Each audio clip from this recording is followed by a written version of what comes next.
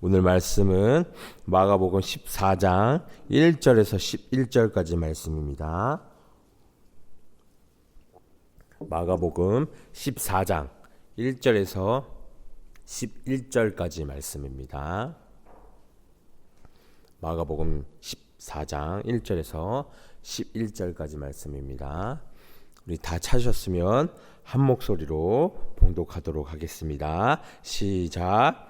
이틀이 지나면 유월절과 무교절이라 대제사장들과 서기관들이 예수를 흉계로 잡아 죽일 방도를 구하며 이르되 밀란이 날까 하노니 명절에는 하지 말자 하더라.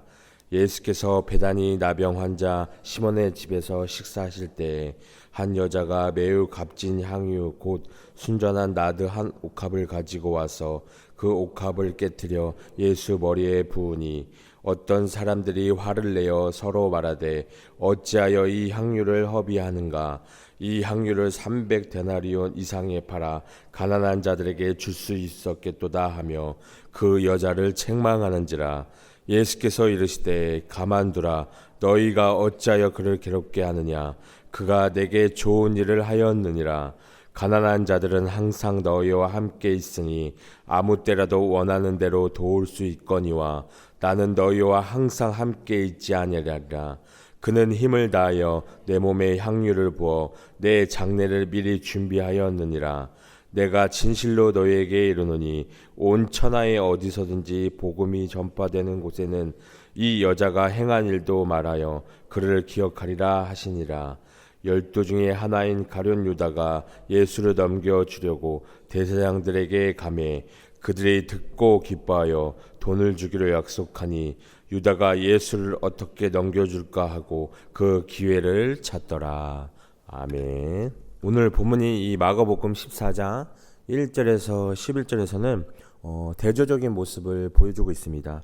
본문 속에는 예수님을 죽이려는 이 종교 지도자들과 그들의 동조자가 된 가룟 유다가 있는가 하면은 자신의 것을 예수님께 온전히 드려서 헌신의 모습을 보여준 향유옥합을 깨뜨린 한 여인이 나타나죠. 1절과 2절을 보면 이틀이 지나면 유월절과 무교절이라 대제사장들과 서기관들이 예수를 흉계로 잡아 죽일 방도를 구하며 이르되 밀란이 날까 하노니 명절에는 하지 말자 하더라 말씀하고 있습니다. 이 이스라엘 최대 명절은 유월절인데 이 유월절을 앞두고 이스라엘의 정치 지도자들, 종교 지도자들이 모여서 예수를 어떻게 죽일까 음모를 꾸미고 있었어요. 2절에 보면 밀란이 날까봐, 이 밀란이 날까봐 명절에는 하지 말자고 얘기를 합니다. 정말 굉장한 인기를 이끌고 있는 예수를 잡아간다면 밀란이 날 수도 있다는 것이죠. 그래서 당시 이 예수님은 엄청난 인기를 끌고 있었죠. 그래서 그런 예수님을 체포하면 백성들이 난리를 일으킬 것이니까 명절이 끝난 후에 하자고 이야기를 나누고 있습니다. 그들은 정말 종교 지도자라고 하면서도 하나님을 두려워하고 경외한 것이 아니라 누구를 두려워했죠? 사람들의 눈치를 보고 자기들의 권력을 유지하려는 자들이었다는 것이에요. 소위 이 지도자라는 사람들은 음모가 꾸미고 예수를 죽이려고 하던 바로 그때 이름도 나오지 않는 한 여인이 예수님께 귀한 것을 바치는 아름다운 사건이 발생하게 됩니다. 많은 사람들, 특별히 종교지도자들, 대제사장들과 서기관들은 예수님을 잡으려고 하는 그런 흉계를 꾸미고 있지만 오늘 본문에 나오는 이름은 기억되지 않았지만 이 한 여인은 귀한 향유를 가지고 와서 그 옥합을 깨뜨려서 그 향유를 예수님의 머리에 붓는 장면이 나옵니다. 예수님은 어떻게 하셨죠? 기뻐하셨고 또 예수님은 이것을 소중하게 여기셨습니다. 또 예수님에 관련된 이야기 가운데 참 아름다운 장면이죠. 예수님의 장례를 준비하고 또 예수님을 향해서 자기가 가진 귀한 옥합을 깨뜨려서 그 향유를 예수님 몸에 부은 여인의 이야기입니다. 그 뒤에 나오는 성경 구절을 보면 그 향유가 굉장히 값진 향유여서 300데나리온에 팔 수 있는 그 있는데 한 데나리온이 한 노동자의 하루 품삯입니다. 굉장히 큰 돈이겠죠. 굉장히 귀한 그 향유를 이 여인이 붓고 있는 것이에요. 다른 제자들, 가룟 유다를 비롯한 몇몇 제자들은 그 여인을 꾸짖었어요. 또 그것을 불편하게 생각을 하고 있었습니다. 그 향유가 예수님 머리에 부어주심으로 그 아름다운 냄새가 풍겨지고 그 모인 사람들 거기에 어떻게 해요? 가득 찼고 또 예수님께서 친히 이것을 칭찬하시고 또 이 일을 또 기념하라 그렇게 말씀하고 있습니다. 우리 사랑하는 여러분, 우리는 주님을 어떻게 지금 대하고 있을까요? 우리는 주님께 무엇을 드려야 할까요? 과연 내가 정말 깨트릴 수 있는 옥합이 어떤 것인지, 내가 주님께 드려야 될 향유는 또 어떤 것인지, 나는 주님을 어떻게 대하고 있는지, 그리고 나는 어떤 향기를 품고 있는지, 또 주님은 나를 어떻게 보시는지 한번 오늘 이 시간 자그마한 사건이지만 이 사건을 통해서 우리들의 헌신, 또 나의 신앙을, 또 주님을 향한 우리들의 사랑을 한번 돌아보는 시간을 가졌으면 좋겠습니다. 내가 정말 주님께 무엇을 드리고 싶어 하는지, 내가 깨트릴 수 있는 옥합이 과연 어떤 것인지 오늘 시간 이 사건을 통해서 우리 여러분들이 다시 한번 생각하는 시간을 가지셨으면 좋겠습니다.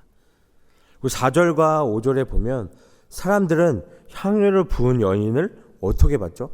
곱게 보지를 않았습니다. 화를 내어서 서로 말하고 있습니다.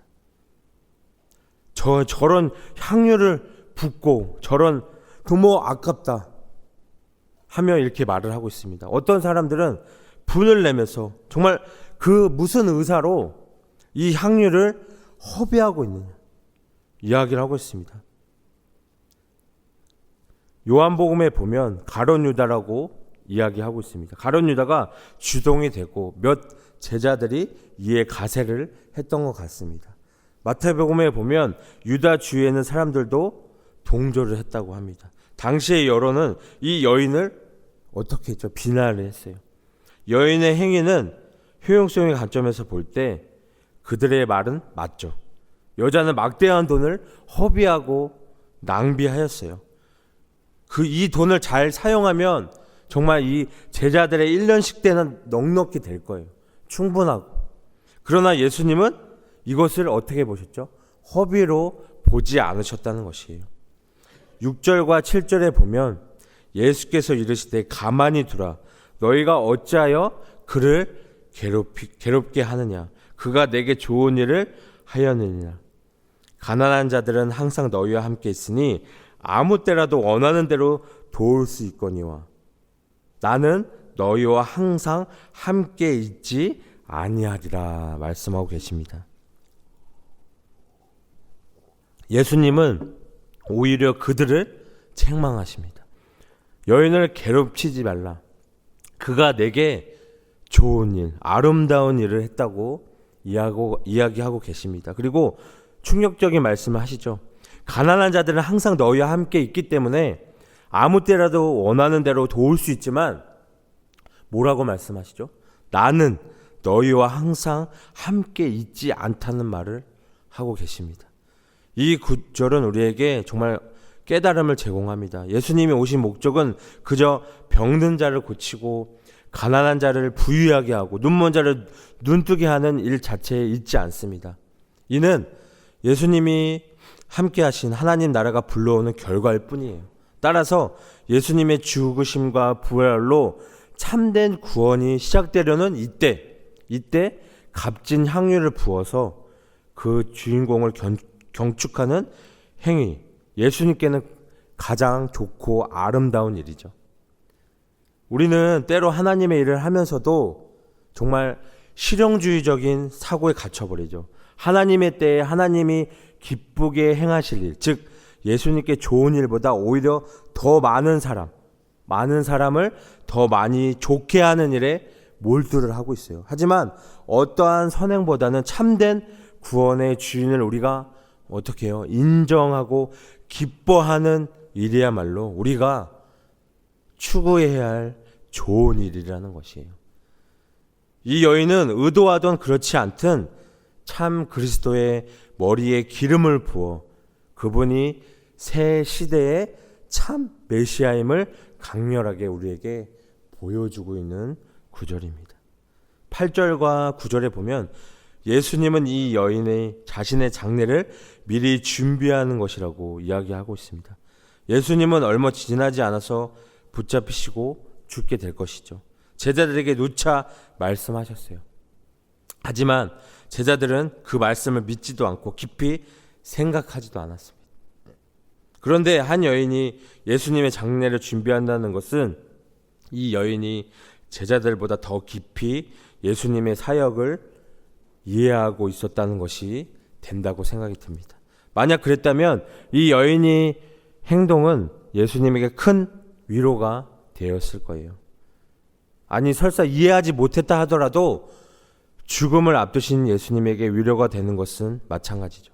그렇기에 예수님은 이 여인의 행동을 복음이 전파되는 모든 곳에서 기억하게 하실 것이라고 말씀하고 계시는 겁니다. 그리고 마지막 11절에 보시면 그들이 듣고 기뻐하여 돈을 주기로 약속하니 유다가 예수를 어떻게 넘겨줄까 하고 그 기회를 찾더라 이야기합니다. 예수님의 제자였던 이 가룟 유다가 돈을 받고 예수님을 적들 원수들에게 넘겨줄 기회를 찾더라. 성경은 기록하고 있습니다. 한 여인은 그가 가지고 있는 가장 소중하고 그리고 중요한 것을 마음에 담아서 예수님께 드린 반면 예수님과 함께 있었고 예수님의 사랑을 받고 또 3년 동안 인정을 받았고 하나님 말씀도 가까이에서 듣고 예수님이 행했던 많은 기적까지도 목격했던 이 가룟 유다는 도리어 원수들에게 예수님을 넘겨줄 기회를 찾는, 그것도 돈을 받기로 약속했던 그런 탐욕에 무너지는 그런 가룟 유다의 모습을 우리가 말씀을 통해 보게 됩니다. 근데 가룟 유다는 어떻게 보면 참 너무나 안타까운 사람이지만 그러나 우리도 또 예수님에 대해서 예수님의 십자가의 은혜를 경험했음에도 불구하고 또 예수님을 부인하거나 우리가 예수님을 이용하거나 또는 어떻게 보면 예수님을 원수에게 넘겨주는 그런 가룟 유다와 같은 그런 행동과 그런 모습이 우리에게는 없는지 모르겠습니다. 우리 안에 있는 욕심, 탐욕, 특별히 돈이나 또는 여러 가지 우리를 유혹하는 많은 것에 우리의 마음을 뺏기지 않도록 주의했으면 좋겠습니다.